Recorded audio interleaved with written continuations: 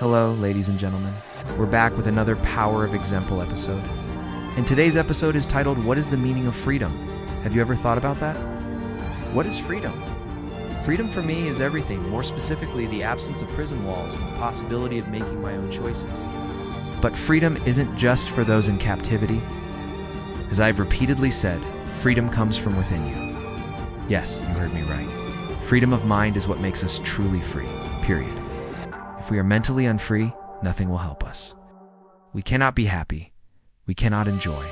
We cannot love. So today's episode will be an example of how to acquire spiritual freedom, mental freedom, and also show how to conquer external freedom. Strap yourself in, grab some snacks and drinks, and join me on a journey back to the past.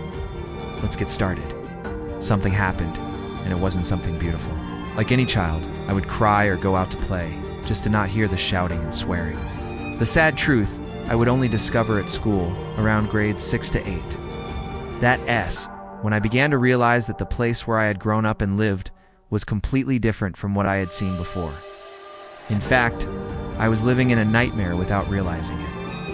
And the obvious theme that began to appear frequently was drinking and violence. The problem was that I didn't see arguments fueled by drunkenness only in my own family, but also around me. I was trapped in an extremely toxic environment with no way to escape. I remember one event when my mother held me in her arms one evening in front of the TV, because my father had come home in an advanced state of drunkenness and started a scandal, which ended with him cutting the TV cables and even the power cords, leaving us to sit by candlelight. I was too small, and although the desire to protect my mother burned inside me, I was not capable of doing anything. I was too little and didn't have the strength to confront someone in a drunken state. All I could do was hug my mother and cry. There were many other moments when my mother was thrown out of the house, regardless of the season. Of course, these events inevitably led to divorce, and although my mother fought hard to gain custody of me, my father had many connections and relationships. It's both funny and sad at the same time. I remember how my father took me to a terrace and, I quote, "I need to have a beer before we go there. Your mother won't win you anyway. She left you. She's a loose woman." One beer turned into 3 and 100 shots of rum. Even now at 30 years old, I am shocked at how he managed to go into the courtroom. After drinking and after numerous questions, I was a minor. Even though it was obvious he had been drinking to hear the decision.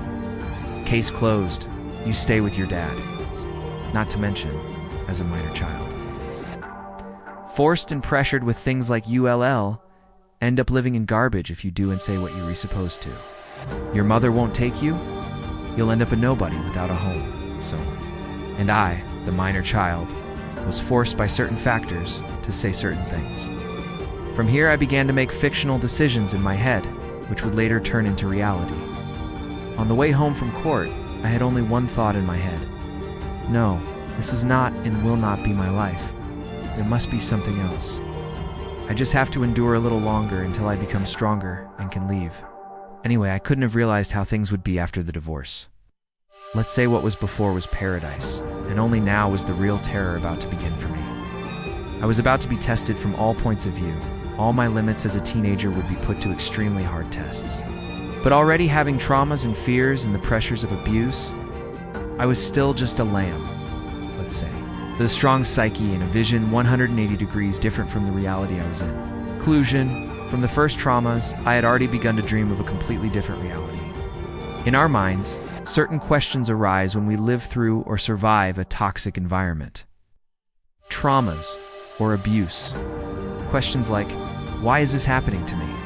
This can't be my reality. There must be something better, right? The first question, if it appears in our psyche, must be canceled as much as possible, because it is useless. Usually people who live in a toxic or abusive environment, their psyche creates a completely different world. It's being a self-defense mechanism to combat psychological pain. But at the same time, it is a hope, a dream to which they cling desperately. For me, the simplest thing I could do, and which helped me enormously, is to embrace the reality I lived in, to acknowledge both the psychological abuse and the physical pain, and to try to keep my spirit much stronger to rise above them. The dream, plus the victim world created in my imagination, were much stronger than any abuse or trauma. I was 100% sure I would succeed. I talked to myself,